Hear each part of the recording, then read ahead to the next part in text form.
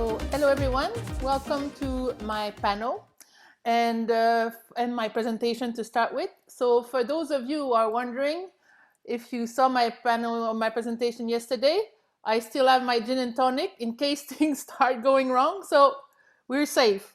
So welcome to my presentation today that will come before the panel, and I will talk about your future. So let me share my screen to get us started.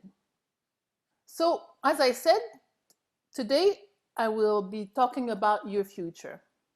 And as I said in my keynote yesterday, the world has been turned upside down and our reality will never be the same again. So the next question that comes to your mind is, what does it mean for you going forward? And luckily, I have got my own crystal ball and I see the futures and they will be. But you'll have to wait a little bit longer to hear the answer to that question, because first I would like to clarify what it means, I would like to clarify what the new rules are for the current future. Okay, let's hope it works.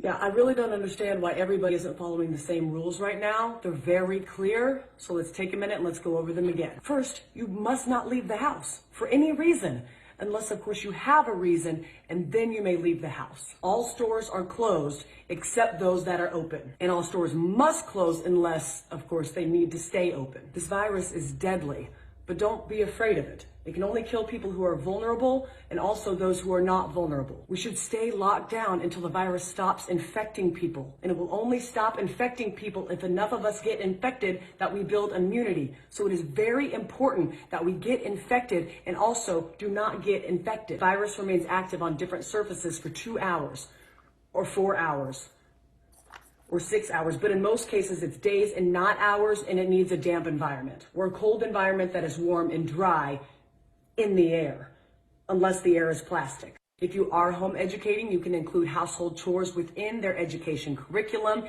and if you are home educating, you may start drinking at approximately 10 a.m. every day. If you are not home educating children, you may also start drinking at approximately 10 a.m. You must not go to work, but you can get another job, at which point you may go to work. If you are sick, you may go out once you are better, but those in your household, they cannot go out once you are better unless, of course, they need to go out. The number of corona-related deaths will be announced daily, but we don't know how many people are infected because we were only testing those who are almost dead to determine if that's what they will die of. And finally, no businesses will go down due to coronavirus except those businesses that go down due to COVID-19. I hope this cleared up any questions about what we should and should not be doing during this time. Please educate your friends and family with this information so we can remove any and all confusion surrounding this time.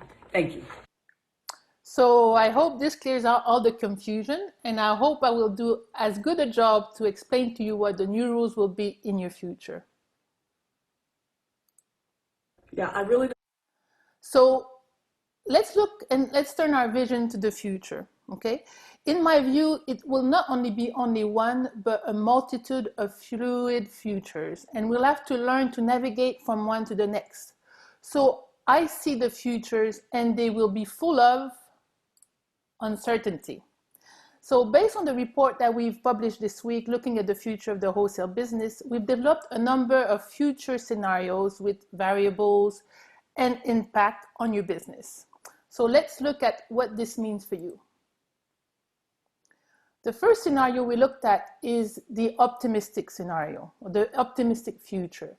And we called it Freedom 2021, okay? So we look at the number of variables. You may say, yes, there could be other variables, but we found that those were the ones that will probably impact your business more than others. The first one is travel. So in the optimistic future, if we have a vaccine by early 2021 or a cure or some medication that helps people feel more comfortable that they can move around, then probably most of the lockdown will cease by mid-year 2021. The travel will resume slowly, and hopefully by the end of that year, things will be back to what we called normal. People slowly will return to work at the office during that year, and maybe a number of small businesses will close, but sign of economic recovery will start again by mid of next year. Now, what impact this may have on your business in terms of need, usage, and innovation It will most probably accelerate automation with fewer hands-on interaction. Some operator will increasingly look at outsourcing their international business because they will have learned from what's happened. They will think, well, if this happens again, I need to be ready. I need to focus on my core business. And for a lot of the operators, it's not international, it's national. So the appetite for outsourcing should grow steadily over the next few months. Roaming will slowly come back to normal. And in terms of innovation, we'll have a lot of innovation put on ice. I think slowly investment in startup will come back, maybe with a lag, but by mid of next year, a significant traction should come again around 5G and IoT. And this is if we are optimistic and things start to unlock by mid next year. Now, if we look at the pessimistic scenario, we've called it hunkering down, okay? So the variables are, in terms of travel, it is pretty much now, and it could get worse, is national and more localized lockdowns will be here to stay for a long time to come. So no vaccine, no cure. So what we're living at the moment could get worse and could be here for a long time to come. So limited business and leisure travel. People will continue to mostly work from home, and the large offices will start closing in the big cities across the globe because they don't need to be there anymore. And that will become an ingrained, it will become ingrained in our culture, okay? When we discussed these scenarios, we thought the longer this current scenario lasts, okay, the more it will change the way that we live, the way that we think. It will be ingrained, it will become ingrained in our DNA. We will forget how it was before, and this will truly become our new reality. So the longer the current status is in place, the more impact it will have. And one thing that we don't talk much about yet, but I think that will come, it's already starting, is the economy. The long-lasting impact it will have on the economy. And if the current scenario continues to play out, there will be a long-term recession with unemployment skyrocketing in most countries, GDP declining by over 5% in many countries, and also government being unable to service their debts. And I think in reality, no matter what happens, some of this will take place. Now, what impact does it have, or may it have in terms of needs? Well, unsurprisingly, an increasing demand for high-quality home internet. Businesses will look to do a full integration of the home office environment, and I think maybe create something like the home headquarter or the home quarter. So instead of having the headquarter at the office, everyone will have their own little headquarter at their homes. Roaming will become non-existent or very minimal. And obviously continued growth of connectivity and cloud. And in terms of innovation, people will start staying away from investing in startups and new technologies because they're focusing on the core of their business, trying to stay alive. So there will be maybe a continued slow in the deployment of 5G, IoT, blockchain, and AI, as many of these technologies are developed by startups, and a lot of those might close. Okay, so at the moment, the telecom industry hasn't been hit so badly, but if the current state continues, maybe we will start to see the effect that it has had on other industries. But from our point of view, we discussed multiple scenarios, and what we came up to is the conclusion we came up with is that we think we'll be moving in between these two scenarios. So sometimes we'll have the pessimistic scenario, and the other time the more optimistic one. So what does that look like? We call this unlocking the lockdown, okay? So we will probably, in our view, realistically move from lockdown to unlockdown, from, as I said, pessimistic to optimistic. So we have to get used to that fluidity, that uncertainty, as I said before. So international travel is still restricted, partly by rules and partly by fear of travel, on and off. It will also vary by country, even by region within a country, and it will vary through time. So sometimes your country might be more open than another one, or in another region, and then the reverse may happen. Okay, we believe that a large majority of people who can work from home will continue to do so, maybe with an hybrid type of model, with hot desking in smaller offices, with rotations of people, and face-to-face collaboration for more face-to-face collaboration when it's absolutely important, for example, for complex negotiation or in a complex discussion around innovation. Okay, but we believe the economy will still be hit hard globally and suffered from mid to long-term contraction, and for sure, travel and hospitality industries will be hit hard. But we believe the telecom industry will continue to fare well. So from our point of view, this is the scenario that will come true, which I said initially, a multitude of future, because it's going to be a fluid type of reality. So what is the impact on the needs? First of all, it will be all about having flexibility, communication tools that enable that, and that you enable you from working from home, from the office, from your car sometimes, if you're in a different area in your country. So it's really having a single experience, no matter where you are, no matter what device you use, or having the same access to the tools, no matter where you are. And I think it's very important, I keep repeating it, it's all going to be about controlling and self-serving yourself, depending on where you are, what you're trying to do, and that in real time. So if you're at the office, you want to have access to these tools or have access to a certain solution. Maybe when you're at home, you don't need the same thing. So it's really this fluidity that permeates all of our lives now. And roaming, we think, should recover slowly but surely. Nowhere near the pre-COVID levels for quite sometimes, sadly, because it will take time for the international travel to come back to the where it was. Some innovation delay, but with many, I think, focusing on automation, efficiency, flexibility, and resiliency, okay, or resilience. So when we took a step back from discussing all these scenarios, we said, okay, initially we said, what should be the strategy for operators or carriers to address each of these potential futures? But the conclusion we came to is actually there is only one strategy. Okay, no matter what the future, optimistic, pessimistic, a mixture of all of it, you should all focus on these following keys to unlocking the lockdown, or what I like to call mantras. The first one is you have to unlock the lockdown through simplicity, and through simplicity throughout your organization. It must permeate to the through a wholesaler's business at all levels. Not only also for yourself, but you should enable simplicity for your customers. And through simplicity will come more agility, more efficiency. The second key to unlocking the lockdown is to foster automation, as zero-touch end-to-end automation will not only enable dramatic OPEX reduction, but also efficient interaction. The third key is cloudification. In our new unpredictable environment, a strong cloudification strategy could mean the difference between success and demise, for sure. I'm completely convinced about that, and I'm sure you are in some way. The next key to unlocking the lockdown is diversification. I mentioned it quite a few times in my presentation yesterday. I think that diversification was the key to many of you guys that went through the lockdown and the difficult few months at the beginning, actually growing from that and actually benefiting from that.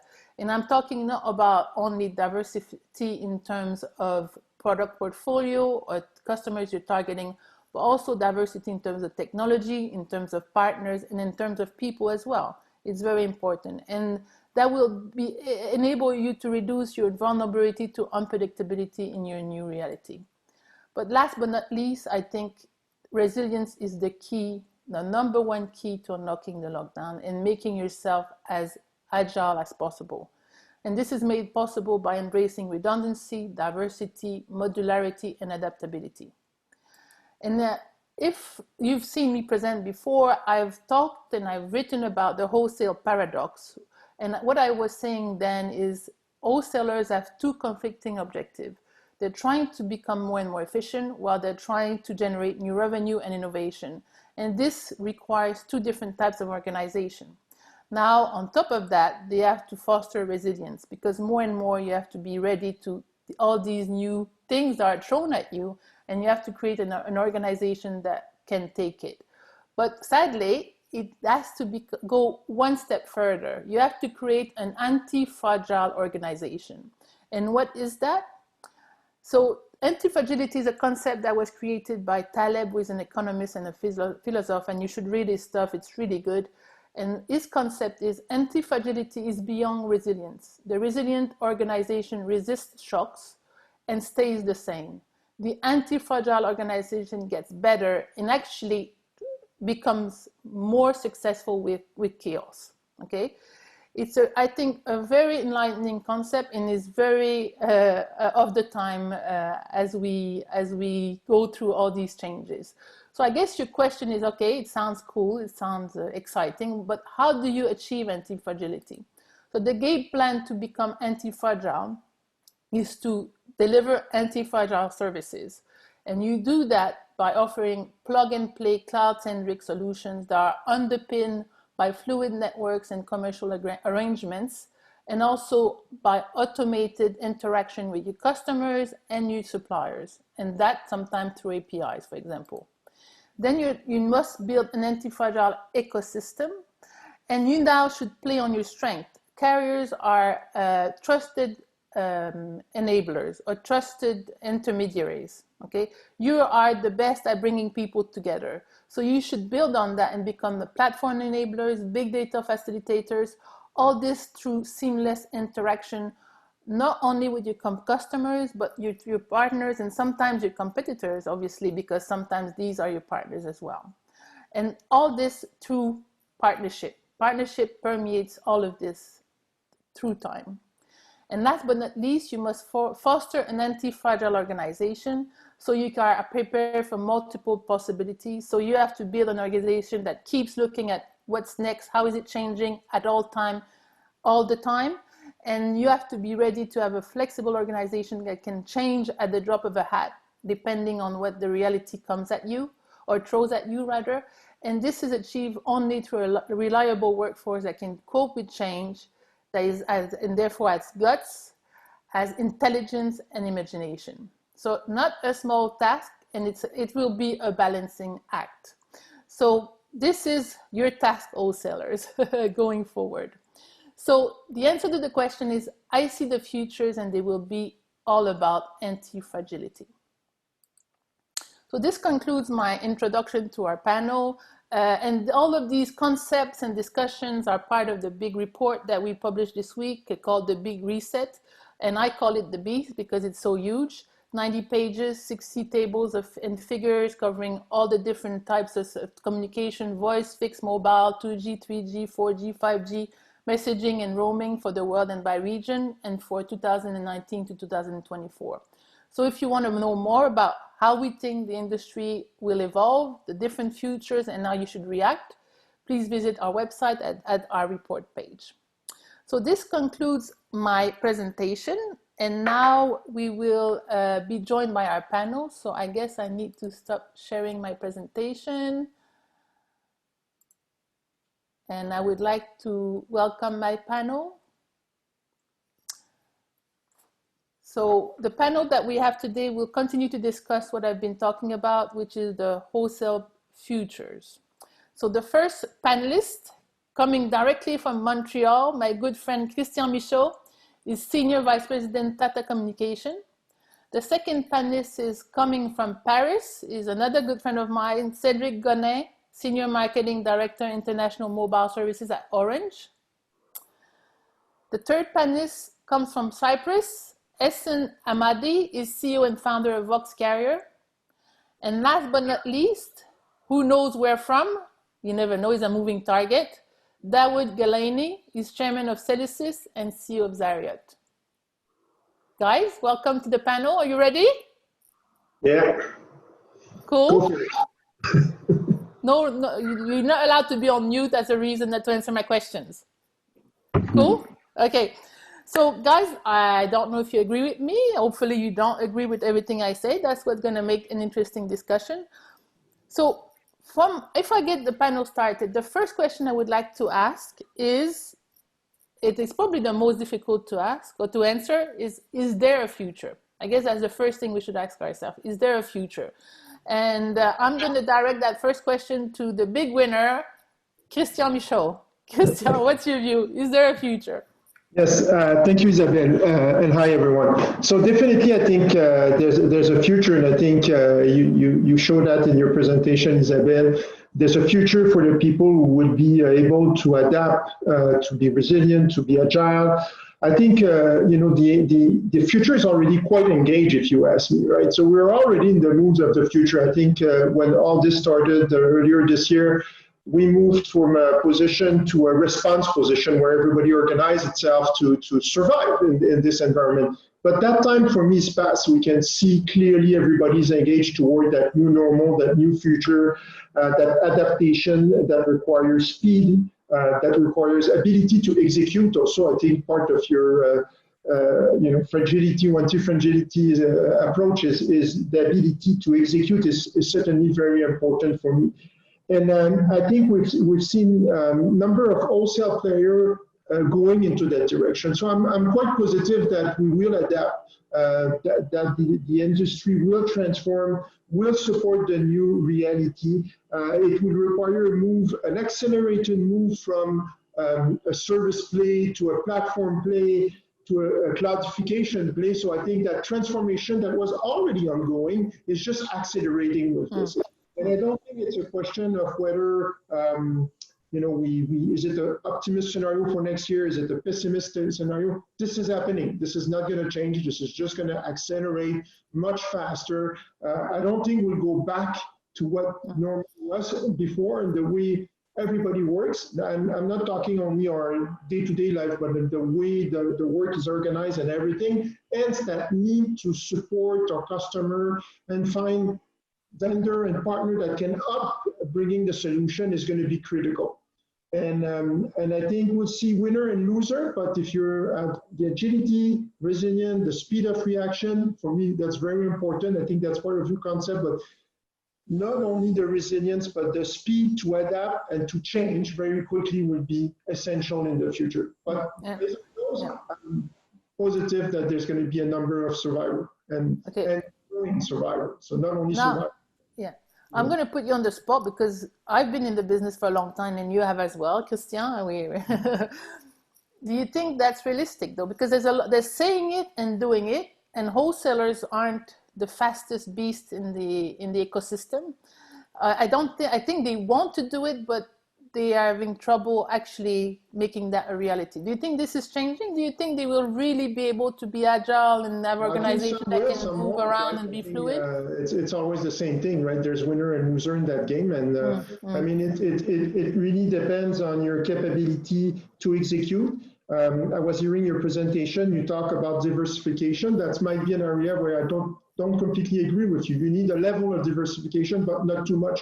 Focus is essential. Is where do you bring your effort, where do you focus your attention in the future to execute properly? If you try to do everything at the same time, you won't achieve it.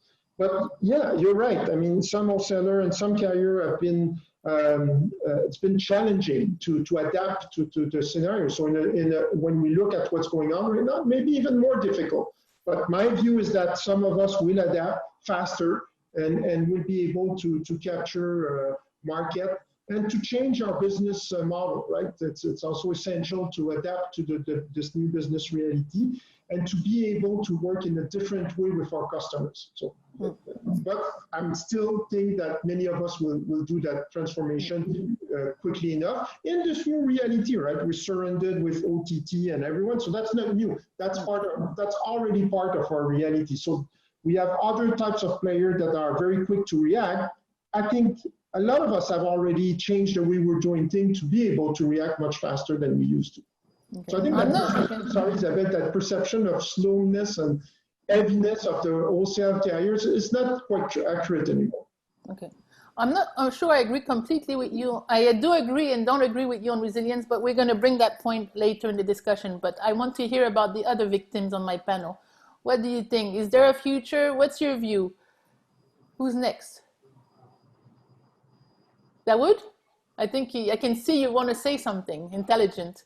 I mean, if you want to put me on the spot, I mean, firstly, I'd kind of like to say that, you know, I feel like I've just come out of spending $1 million on a McKinsey report, and you've just done the presentation. I think that what you've outlined there, and I've seen it for the first time just now, so it's very compelling and very interesting.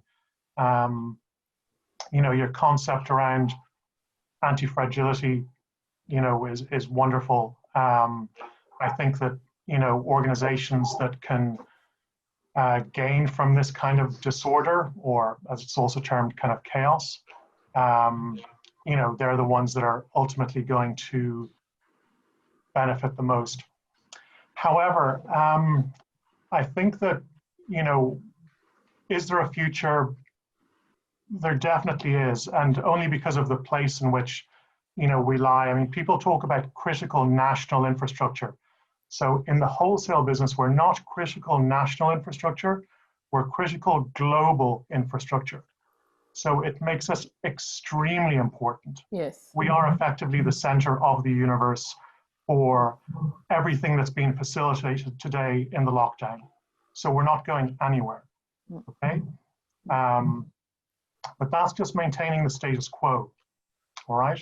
So in terms of how do the wholesale carriers benefit from this kind of disorder or chaos, what's going on, they can't really, because they're not flexible enough, and sorry to say it, but a lot are monoliths, and will move very, very slowly, and as such will not have the ability to benefit or create their own kind of benefits. So how is this going to happen for them? So a lot of what's been talked about over the past 2 days, I've heard, has been partnerships. And it's ultimately partnerships with vendors, effectively pushing the risk down to the likes of us, because they won't spend the CapEx, etc. So the wholesalers that will benefit the most are the ones that have the ability to get the right partners on board, and effectively outsource that, anti-fragility function to a partner that can do it for them. And that's where I see, the wholesale carriers that will benefit the most out of this. But nonetheless, even the ones that, do very little, there still will be a future for them. Okay. Just not as bright. So I guess, Ehsan, you're an agile little company, no pressure. What's your view? Do you think, first of all, can wholesalers be agile enough to change and to evolve? And what type of carrier would you think will survive, will be in the next future? And by the way, there's a question for you people watching on the Q&A tab about, let me have a look. So I don't know if it's there, but we should have a poll about who do you think will be in the next futures. But Ehsan, going back to you. So what's your view? You're a small, nimble company. Do you think it's true what Christian said? Hi, Isabelle. Yes, that's true. We are a small, humble company, and for sure, naturally, smaller organization can be much more agile than big ones. But the combination of partnership, as Dawood said, between smaller companies and big organization can make a good combination to bring value to the ecosystem. I believe there is a future, but service providers should stay committed to bring value to both mobile operators or operators and enterprise customers in a much more sustainable way by bringing incremental revenue and also helping them to optimize their cost of operation. Today in wholesale, because somehow we are a hybrid company, we see we are in the we are stuck in two different paradigms. That a wholesaler, they have some activities that bring value to them, but does not bring value to the full ecosystem, and that this, like trading SIM boxes or similar activities, and at the same time they try to partner with mobile operators and enterprise customers, helping them with solutions to optimize their activities.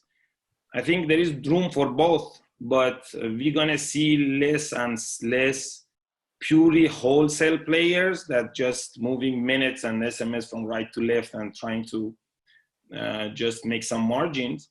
And we're gonna see more kind of service providers that they bring incremental value, incremental revenue to mobile operators and enterprise customers, and at the same time helping them to reduce their cost of operation, as I mentioned also in the beginning. So much more, let's say, sophisticated and value added, more oriented to bring value added to the full ecosystem. Okay. So I guess, Cedric, you're the last victim I haven't poked. You're one of the big boys. What do you think? Do you think there's a place in the future for big boys like you, or do you think there's a place for future big boys like you that look different? Or you need to reinvent yourself, or what's your view? Of course, I hope there is a future, but and there is definitely, and I think we can say as well that the agility, we demonstrated the agility even of the big ones. For instance, when all the world was coming to lockdown, there was a huge demand of increased capacity, at instant capacity, to allow everyone to be remote working. Everyone were adopting the video, which was a media which was not so much adopted before this COVID crisis. And we demonstrated that we were able to answer to this demand of high increase of capacity worldwide. And it was done in very few days, because the increase was so huge in the URI, with teams working on this as well in lockdown situation. So I think we demonstrated the agility of the ecosystem and of our community. So this is the first point. I think we can be agile when needed. And secondly, we were able to manage all this amount of traffic, so both on capacity, on IP transit, on messaging, on voice as well. So I think we demonstrated this agility and this ability to absorb all the new needs. And I said, Christian, we are seeing an acceleration of the needs. More bandwidth needed, more communication because of this crisis. And this lot of amount of communications will certainly stay even after the crisis, because the user habits will change. For instance, the conferences will not come back, the face-to-face conferencing will not come back as soon as we expect. And we will continue to have this kind of session we have today. People will continue to call each other with video because it will become the new habits. So of course, this amount of data bandwidth will be needed. And we also have on the domestic side some acceleration, with the 5G is accelerating as well, because we know that everything will be mobile and we will need it as well. And to join Ehsan, all of these will also bring some new fraud use case, and we will have to, of course, be careful of still fighting against fraud, because another point we have seen during this crisis is that the increase of the fraud, of the attacks on the networks, and all of this kind of things. So it's also something to be aware. Okay. So people, just to let you know, the poll is on. The question is, who do you think is better positioned to thrive in the wholesale future? So go and have your say, and then we'll see what you have to say about it. So I guess we all agree there is a future, and all of you will be in it. Now, the next question comes to my mind is, for those who are in it, what should they focus on? So Christian, you talked about focus, and what do you think you should focus on? What type of services should you focus on? And Dawood, on your side of the story, what type of services should vendors focus on? So you're in it, you've been agile. What are you offering? What does that look like? Who wants to start? Christian, I guess, number one again. Sure, I can start. I think, yes, Isabelle, I think first of all, to react to some of the discussion that we just had, and that goes into the sort of services or solution we need to bring. I think that the carriers over the time had this reputation of being very slow, but at the same time, we've seen many crises over the years, and the adaptation has always been there. So that's why probably I'm optimistic. Been there in the industry, as you said, very long, and I feel we have the capability and the ability to react. And through partnership, collaboration, forum, and everything, we've seen a lot of transformation in that industry. So I think the capability is there. Now, what do we transform to? That's your question in terms of offering and everything. Well, I think you had it in your presentation, to be honest. I think the cloudification part is where we need to be going. We need to present solution and platform to a cloud model. I think that partnership is absolutely required. I totally agree with Dawood and Ehsan on the fact that we need to work together as an industry, right, between vendors, smaller operator, large carrier, to present the right solution to our customer in a cloud in a cloud approach, and that requires capability and ability that we each have sometimes component and pieces, but don't have the full puzzle.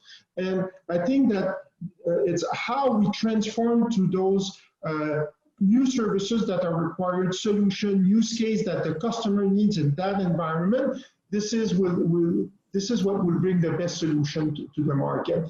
And I think we'll go away from a single service, even though they'll stay. Use that single service like voice, messaging, and so on will continue to exist. But the real drive and the growth will come from capability to package those with full solution, security, fraud protection, name it, right, and that are that we bring to the customer in an easy solution, make their life easy, make it easy for them to consume, and make it capex light for them to consume, so the risk is reduced in an uncertainty environment.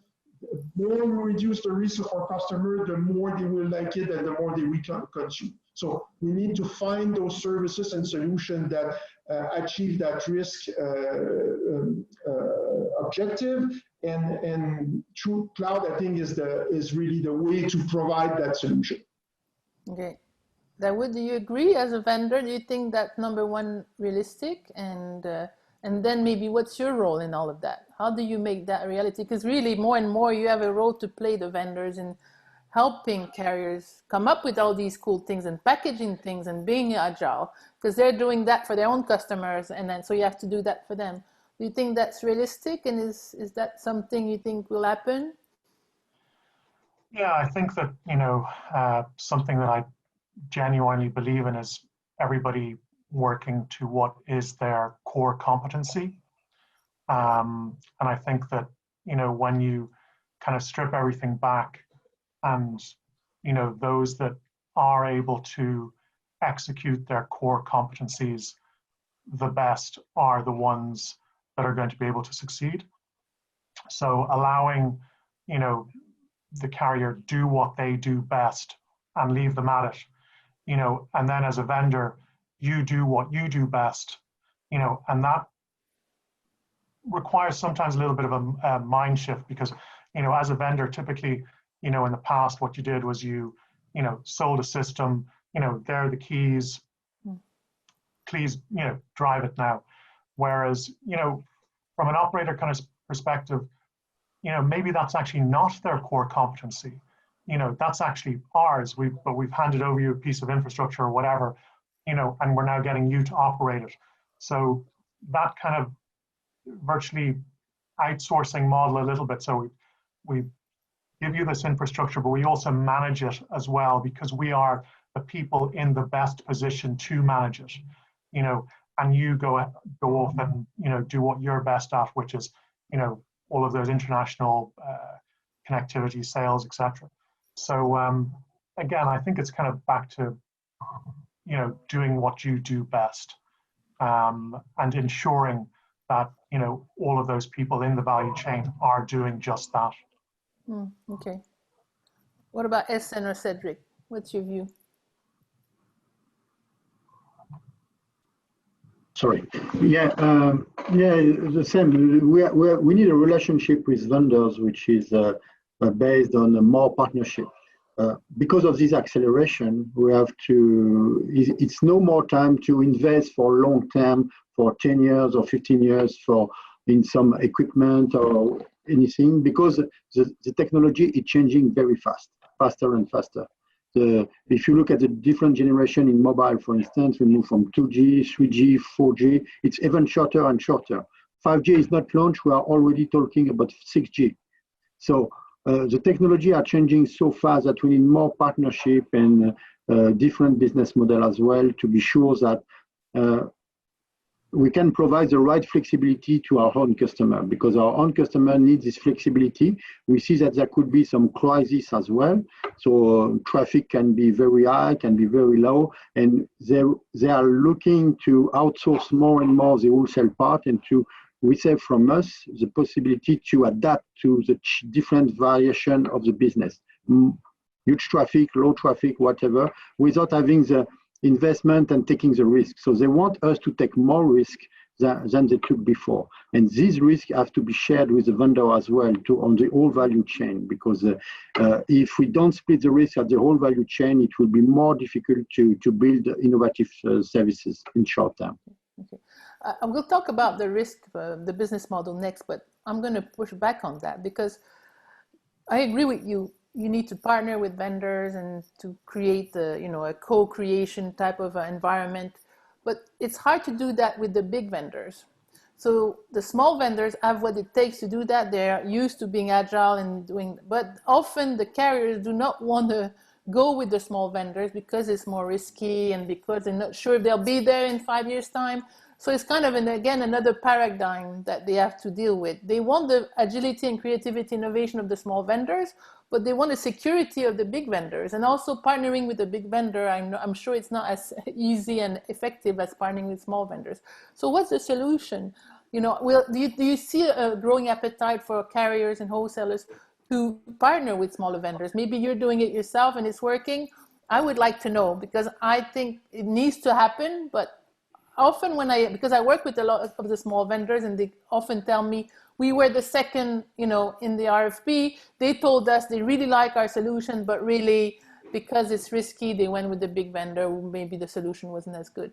But maybe I'm wrong. What do you think? Is that the case? No, you're fully right. You're fully right. This is security. Go with big vendors for security, because we will never regret to go with the big vendors. But there is a place for the smaller vendor if they can be much flexible. This is the opportunity for the small vendors. So we had this discussion with Dawood on different service before, because if the big vendors is asking you to invest and to take all the risk, the small vendor have an opportunity to come up on this business and say, okay, if especially when we have a business which is full of uncertainty, if we are not sure about the success of one service or another, it's really important to go with more flexible partners who are sharing more risk with you. So it's a bet for the small vendors, and it can be dangerous for them as well, because if they take a high bet with the big carriers and the business is not coming,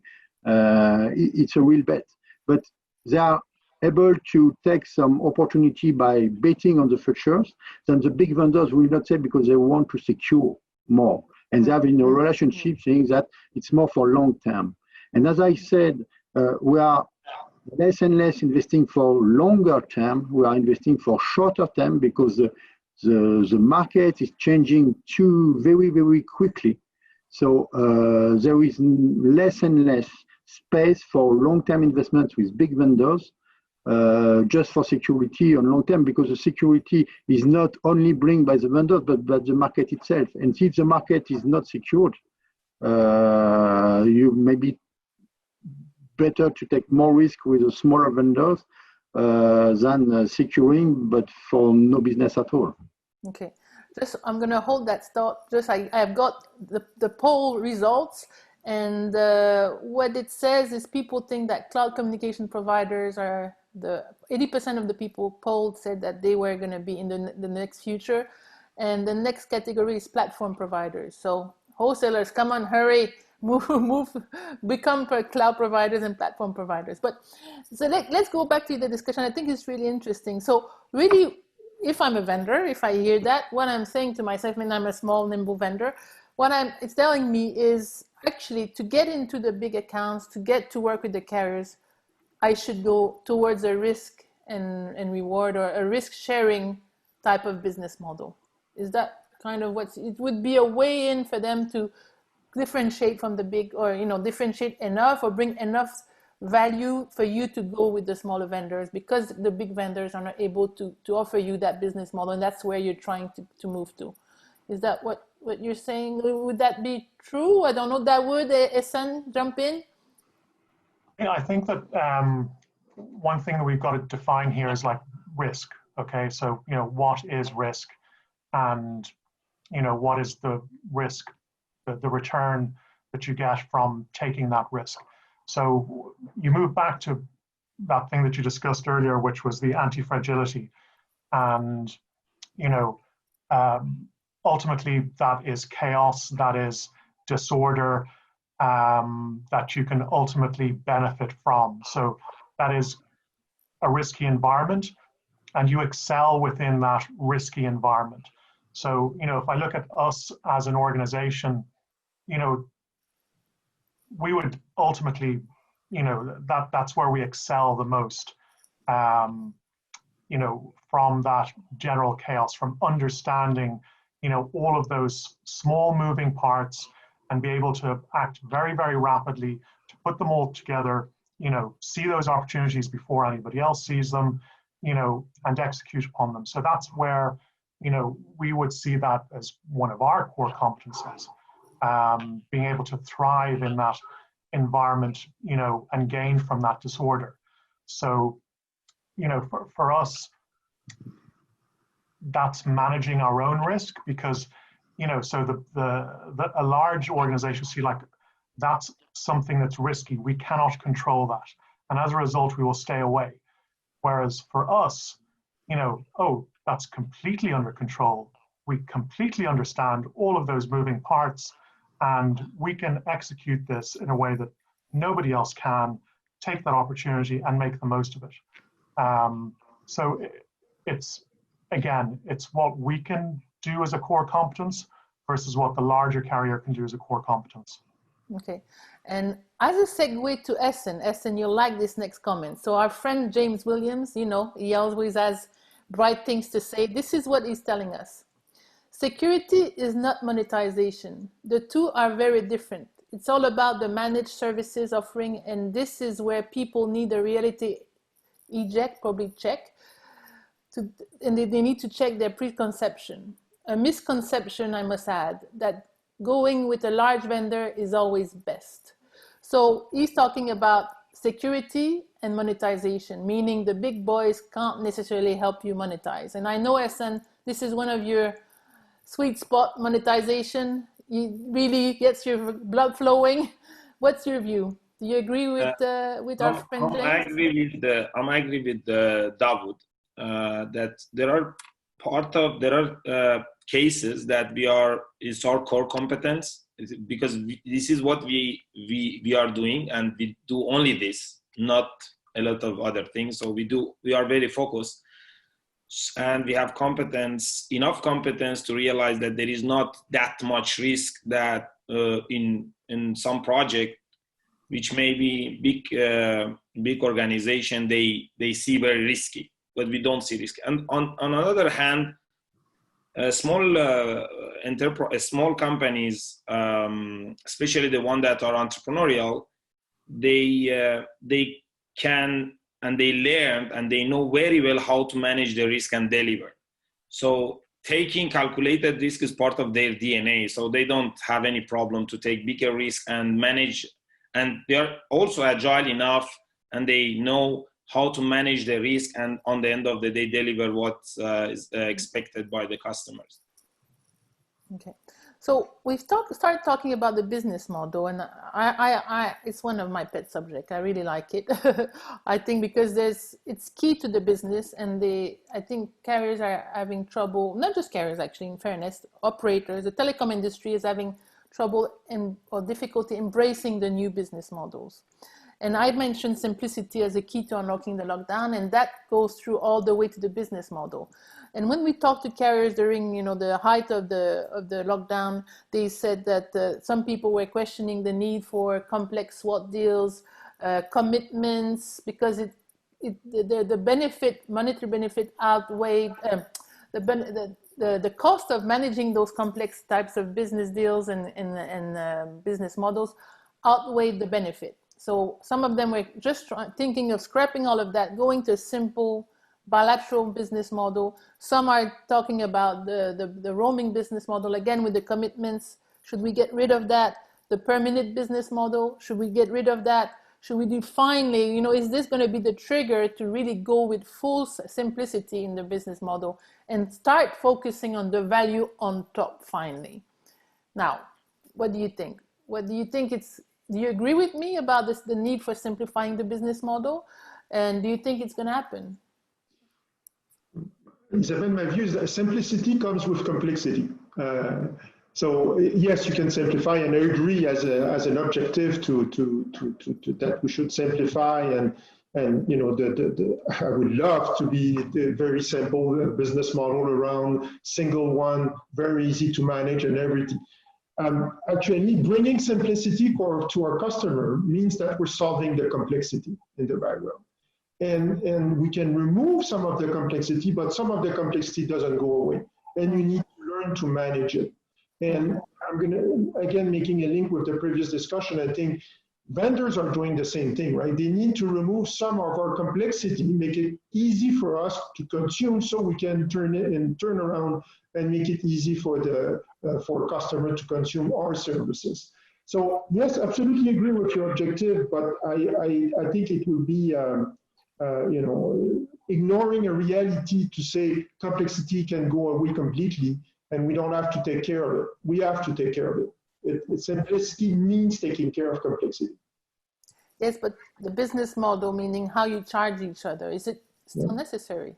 Does it bring enough value for it to stay? I agree with you completely, and I think that's part of the carrier's job is to simplify complexity. And there's a great value there. Is that the model you're presenting on roaming, exchanging minutes of traffic and everything is a model that is right now changing very fast. And the value we bring to our customer is not really that anymore. It's about the platform offering, the cloud offering that we bring as a solution to the carriers or to the customers instead of just termination minutes or messaging.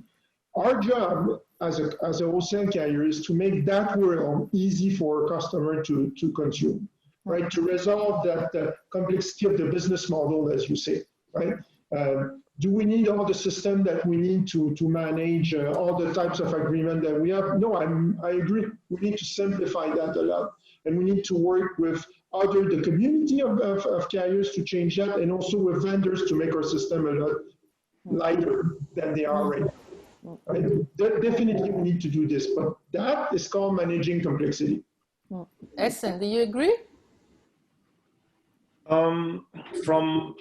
From my view, I mean, because simplification is part of any organization process. I mean, you need continuously to simplify this stuff and then also try to automate them, because in order to automate much effectively, you need first to simplify them. So yeah, simplifying the things is it should be part of any organization process continuously. And to be able to do that, you have to firstly standardize, and as we know, it's hard to do, and the industry still hasn't done it 30 years later. So yes, I agree. So just reading you some comments from people watching. David Baker said there are ways to tame necessary complexity. It's quite a good strap line. There are ways to tame necessary complexities. Our friend James Williams says he disagrees. Simple does not mean it has to be complex. Problem is changing long entrenched mindsets. I think that it's a bit of a paradox, this kind of business model thing, because some areas you can identify value straight away and put a price on it. I'll give you an example, which would be security. Okay, so security ultimately is priceless. There sometimes can be just no number you can put on it. And then you look at something like A2P SMS, and I would deem that as kind of low value commodity kind of work, but there's a price associated with it. So someone turns around and goes like, oh, we'll do revenue share on that, and you can identify $10 million, and you go, let's do revenue share on that. So for this marginal not very difficult piece of work, all of a sudden there's like, $2.5 million associated with it. Yet actually securing the network properly, you can't get $500,000 for it, and is worth far more than that 10 million. So it is very much a paradox, and it sometimes very much confuses me. And I think that, and that's kind of embodied within kind of the performance metrics of individuals within organizations as well, and how the organizations reward people, because it's all about, the next quarter, bottom line, etc., but not about sometimes building the long-term value that's required. And, long-term value does come down to security, quality, etc. So as I said, it is a bit of a paradox. Okay. And me, I like to have stories that come full circle. If we finish where we started, which is resilience, is that something you start to see permeating within the wholesalers? I know I started to talk about it a year or so ago. Maybe I do have a crystal ball. I was talking about need for anti-fragility a year ago, and now it's come to the fact that it's needed. Do you start to see that within the organization? Because up to now, as I said, you were focused on efficiency, new revenues, resilience. Okay, network resilience has always been in the operator's DNA, but resilience throughout the organization in terms of people, in terms of partners, in terms of things that, even culture, resilience in your culture. Is that something you're starting to see coming through your organization as a result of what's happened in the last few months? Silence. I believe. Ehsan, go ahead. I believe players in this space, they need to keep investing in solution and technologies which can bring value added to the ecosystem, and listening to the customers, both mobile operators and enterprise customers, to see what solution they need and create those solutions for them. And this is what we actually do anyway in Vox since from the beginning. So for us, what's happening today does not impacting us at all. We are in. You already were resilient, but so yeah. Christian, I know partnership is one of your favorite topic. Yep. Are you starting to think, okay, we need to partner with different people to achieve similar things, just to diversify your partnership and becoming more resilient? And is that something you're starting to do in Tata? I think absolutely right. I think we heard about some of the comments about vendors earlier, large vendors, smaller vendors, the approach. I think it's not only small and smaller vendors, it's the way we engage with vendors in terms of partnership. It's also the way we engage with other wholesale carriers in partnership. I think that has evolved a lot to address the fragility of the situation and make us faster, more resilient. So we're back to the first comment of the panel. I think partnership is definitely the way to look at it. We're, in Tata, we're looking at it very differently also than we were looking at it a few years ago. I don't think we would buy box anymore and just put it in whatever it needs to be. We need to engage with our partner vendor to operate the box partly with us and bring the value that it needs to bring to us and to our customers. So that change of partnership model is certainly there and is accelerating. That's what I'm saying. Okay, before we go, Cedric, you're next, so you better prepare your answer. So to give you a bit of time, there's a second poll that is up now, and the question is, what is most important for carriers to enable the future? Okay, what is more important? Global reach, high quality, low price, flexibility, agility, digital, security, simplification, or outsourcing. That's a long list. You've got a big job on your hands, guys. So please, people, share your views, and then we're going to talk about that when we close. So I've just been made aware, guys, that our panel is so interesting. We've got 10 more minutes. So you're not off the hook yet. So Cedric, you've had time to think about your answer. What's your view? So I think following this crisis, we are really focusing more focus on the key services, less, let's say, less diversity, maybe exploring less small part of business and more focusing on what is really important now, because all the different customers and operators worldwide are also focusing on their core business as well.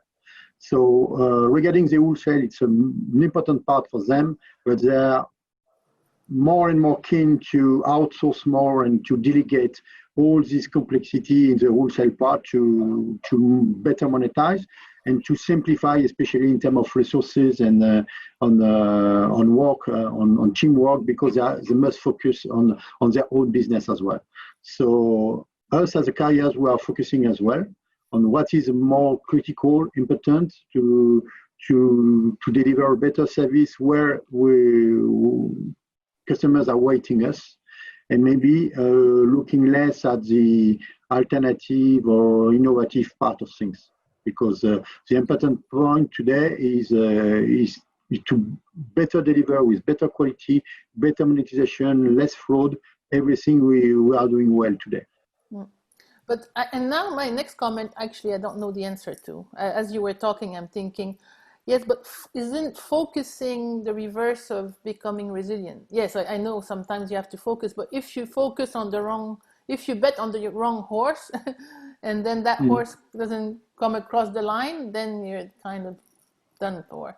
So, and I'm not saying I know the answer to my question, by the way, and I'm not saying, it just comes to my mind, when you focus, you don't diversify, you don't bring some resiliency in terms of solutions. So I know by talking to you carriers during the lockdown, the one that a diversified portfolio, it doesn't mean you have to do the 360-degree, but they're one that they were winners. You know, they actually benefited. And when I was talking to carriers who were only focusing on one thing, if that wasn't the right thing, then they were really in trouble.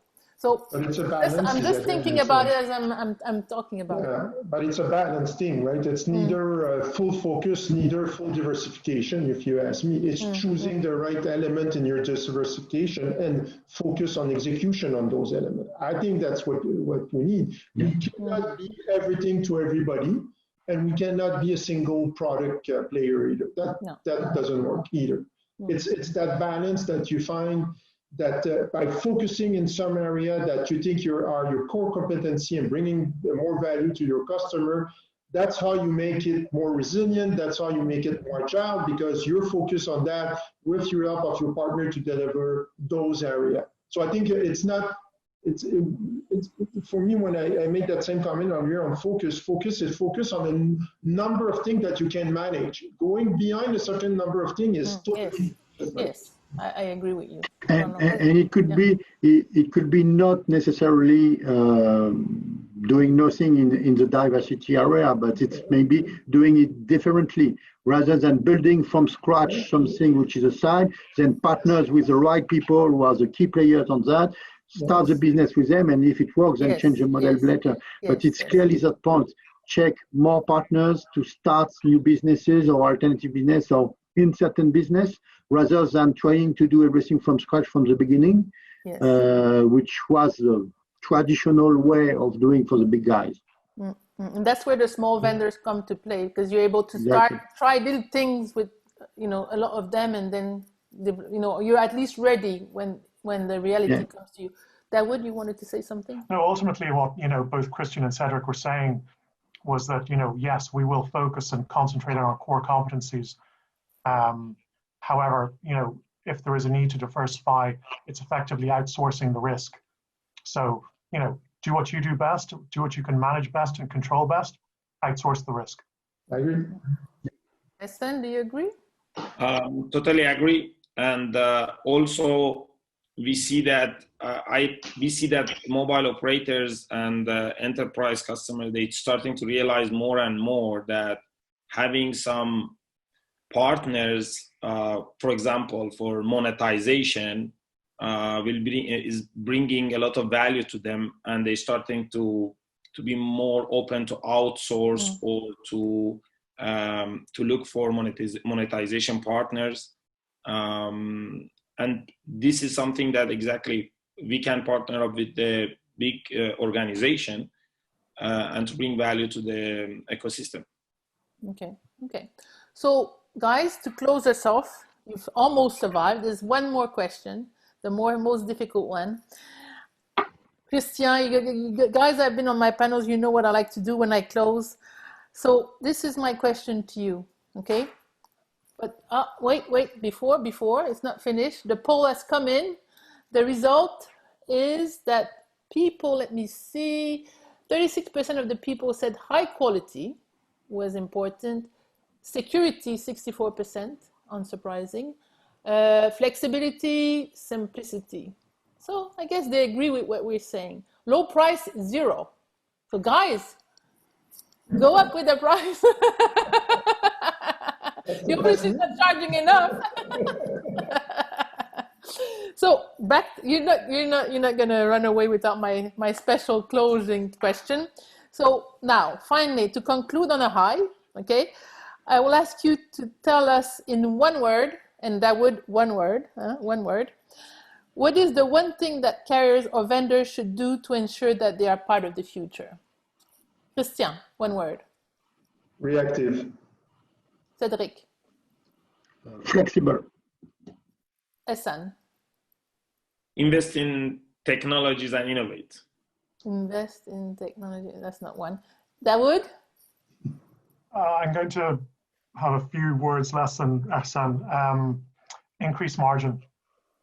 Very good. And mine is always the same, but it works for all my panel. Be passionate, because without passion, you will never achieve any of these very difficult things. So guys, thank you so much for being my victims. And that would be, guys, you don't know, but that would before the panel was asking me what is in my little jar there. And I told him that they were the misbehaving panelists, the remains of the misbehaving panelists. But I think today, guys, you're safe. You're not going to make it to my little jar. So thank you so much. And just to let you know, in 15 minutes, the next panel will be interconnecting RCS worldwide, challenges and opportunities. I think that would be an exciting discussion. So guys, thank you very much. And everyone, have a little break until the next panel. Bye. Thank you, Isabelle. Bye, guys. Bye.